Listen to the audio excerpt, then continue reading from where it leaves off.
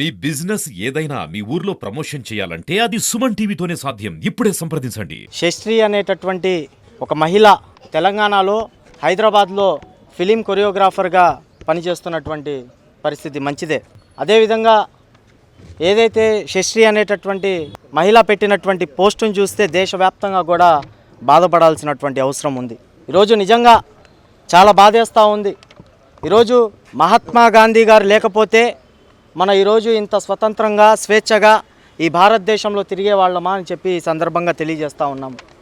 అదేవిధంగా జవహర్లాల్ నెహ్రూ గారు కూడా మన దేశానికి మొట్టమొదటి ప్రధానమంత్రి.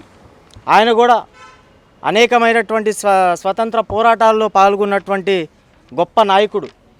అలాంటి నాయకులను అలాంటి దేశం కోసం ప్రాణాలు అర్పించినటువంటి ఇలాంటి చరిత్ర కలిగినటువంటి వ్యక్తుల గురించి మాట్లాడడం నిజంగా చాలా బాధాకరం.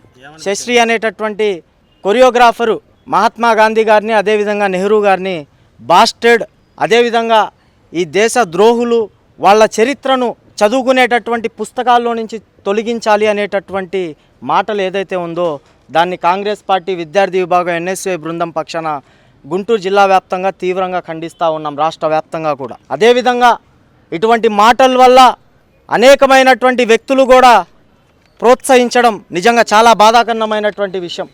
ఏదైతే మతతత్వంతోనే ఈ దేశం నడవదు, దేశవ్యాప్తంగా కూడా కులాలకు మతాలకు అతీతంగా మతం లేనటువంటి కులం ఏదైనా ఉందంటే అది భారతదేశం మాత్రమే.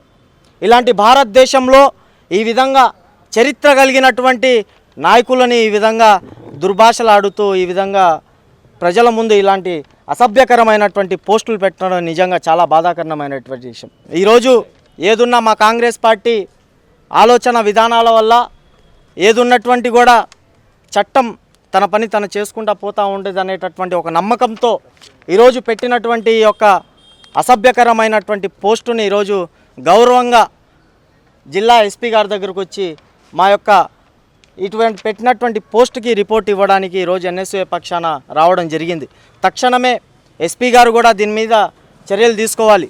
ఎందుకంటే ప్రతి ఒక్కళ్ళు కూడా భారతదేశంలో ఉన్నటువంటి ప్రతి ఒక్కళ్ళు కూడా మహాత్మా గాంధీ గారి జయంతి కానివ్వండి, వర్ధంతులు కానివ్వండి, నెహ్రూ గారి జయంతులు కానివ్వండి, వర్ధంతులు కానివ్వండి, పార్టీలు అతీతంగా ప్రతి ఒక్కళ్ళు కూడా పాటించేటటువంటి పరిస్థితి.